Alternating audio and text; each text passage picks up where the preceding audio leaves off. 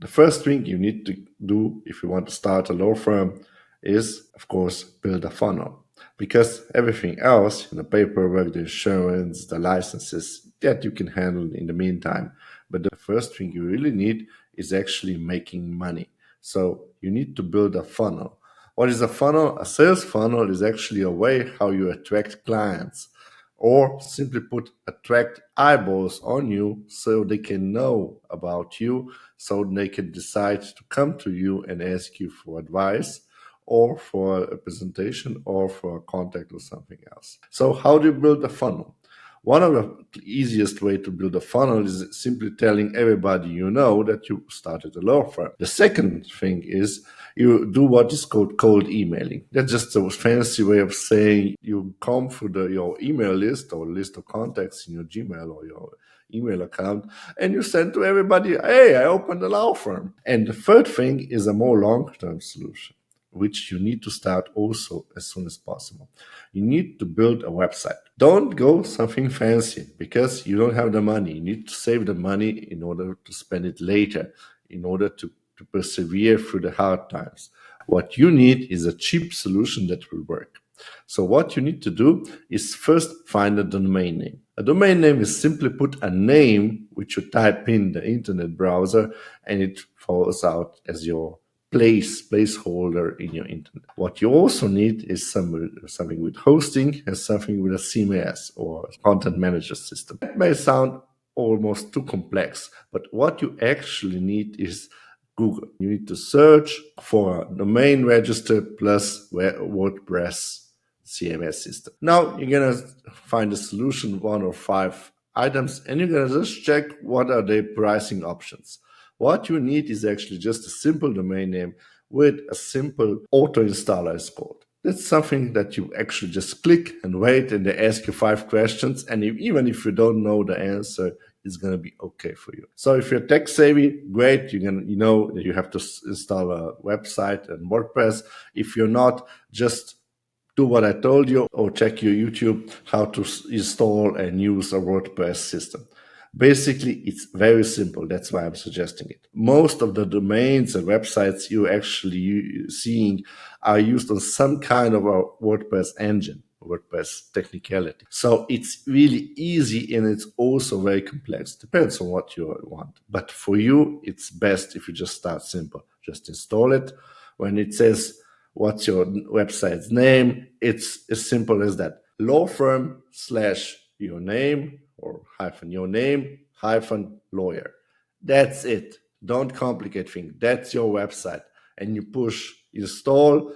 And when they ask you whether you want something, fancy or you want him to do everything auto update, put all the auto update. Everything that's auto is usually good. So check it if you can check it. And that's it.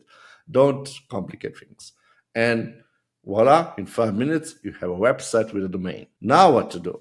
That's just the first step. You need to start doing your website. That means you need to write a representation. Now, WordPress is very complex or very easy. It can do on front end or back end, but most simply, you need to do and write something on the website so clients who do stumble upon it can read something about you. Put a really mugshot of your face, perhaps very professional with a shirt, perhaps with a suit, and put it out there. Not too big, not too small.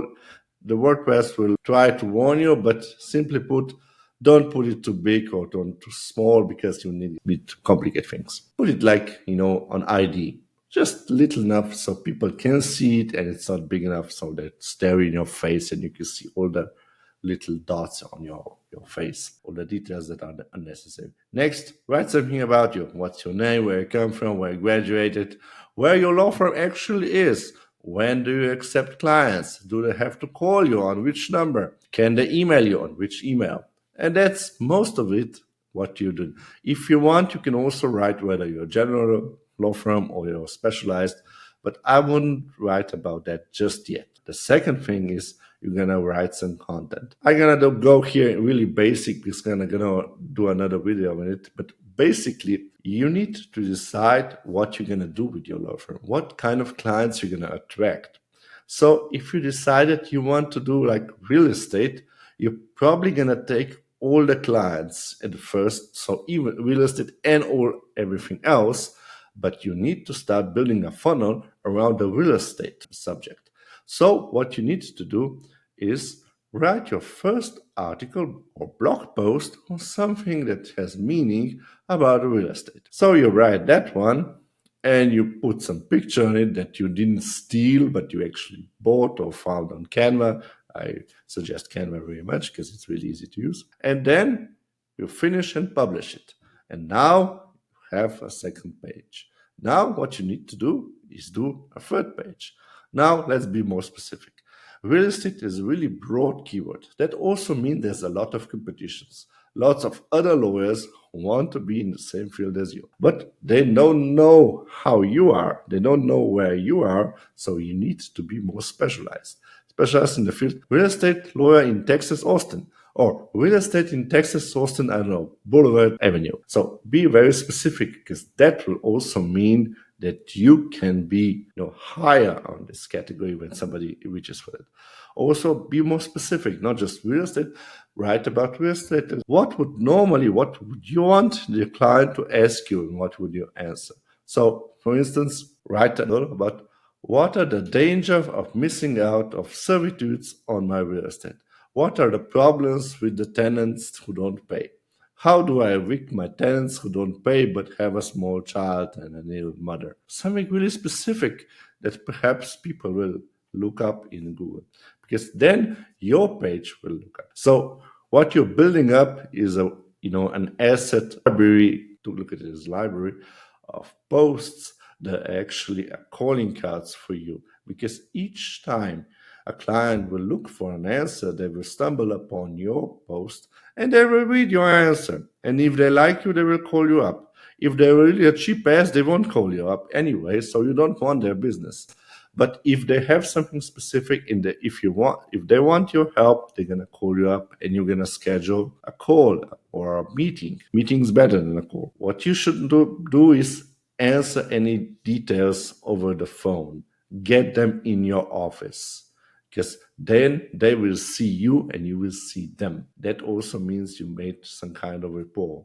They will see that you are a trustworthy lawyer who will help them, who wants to help them, and you will see that you have a client which is physically present and they are able and willing to sign the paperwork, so you get paid at the end or at the front or whatever you decide. I would suggest get in advance. So that's what you want. And what they need is some kind of first information whether their time in spending just going to your office is worth it, whether they will be served to the good.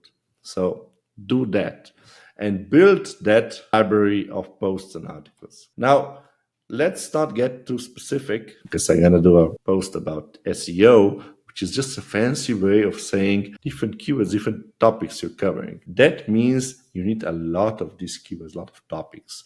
And even if you repeat yourself, actually it's good to repeat yourself, so forget what you've been taught in schools. In SEO space, so SEO is a search engine optimization, so it's a fancy way of saying marketing on Google. There's this instance that you should repeat a keyword, so the word that you actually want people to remember you by, at least 5 to 12 times. So it depends. Some say 3 to 8, some say 5 to 7, but it's within those scopes. So 3 to 12 times is the best. No more and no less, because less, it means it's not important, even to you. So Google thinks that way. And more, it means it's a bit of a rubbish, unless it's a very, really long text. Also, the text should be useful to the client, because Google kind of checks how much time your client, a prospective client, spends on that web page. Even if he doesn't buy, Google decides that your page is valuable. If your page is valuable, that also means that the algorithm will push it up the first page. Then you will get more eyeballs, and then you will get more clients. It's as simple as that. So, first thing you should do when opening your law firm, you should build a funnel. It's consisted of several. Is the personal, you talk to your friends, family, and tell them, I've started a law firm. Second is the cold emailing. You send an email to people who don't hate you, or at least know you and said, I opened the law firm, welcome to my office if you need anything help. Third is the website. You build a website, it says basic information, and then you build up the library of posts, which shows you that you know what you're talking about. You're an expert in this field. And fourth, there's the social media. Start writing a social media. Is it a bit complex? No, it needs to be. You need to write like a really short post on social media like LinkedIn or Facebook or Twitter or even on Instagram, but Instagram is a bit more picture-like. And you write about something. Or you go and look up a form and you answer something and you say, written by this and this. I don't, and of course, because you're a lawyer, we're also going to write, I don't know all the specifics, but in theory, it should be something around this. And people will see that there's this lawyer and they will try to look you up in Google. That's why you need to have the website. And on social media, these short posts, these should actually post if they're really, people are interacting with them. If you got some eyeballs on it, you should put that post in the long form. You should build a post around it on your website again. Build a library. Ideally, for you to be successful, you need around 50 to 300 posts. That would mean you have a lot of library of posts on your website talking about the stuff you are actually good at, your expertise, and you want the clients to come from. Now, don't let the numbers scare you. When I was very good in my top form, I wrote 2 to 3 articles per day.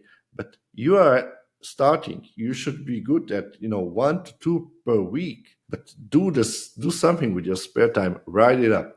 Also, there will be clients, especially the start, when other lawyers have not represented them well. So they will give clients with old cases. We also say, spider cases or, dead man cases or skeleton cases. They're usually worthless.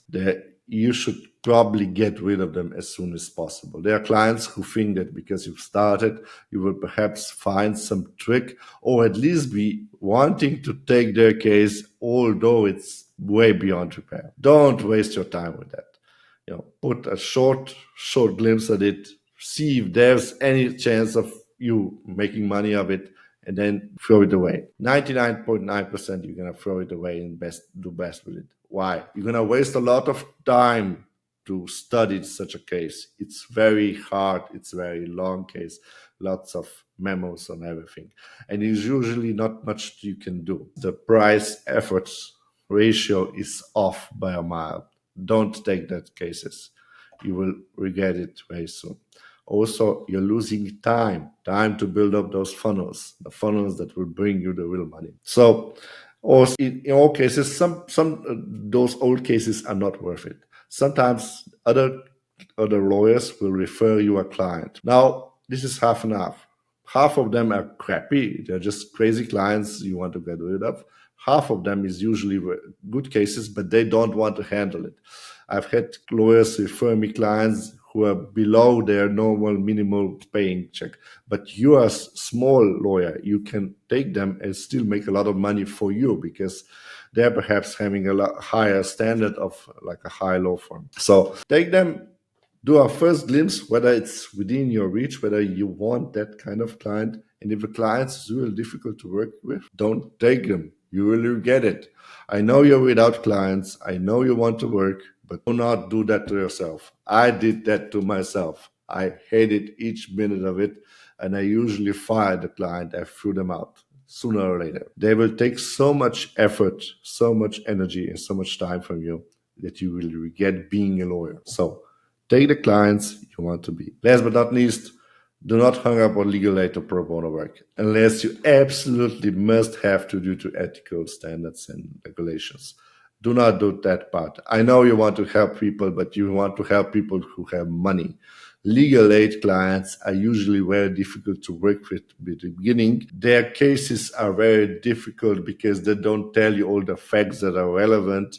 And also you have very limited money to work with.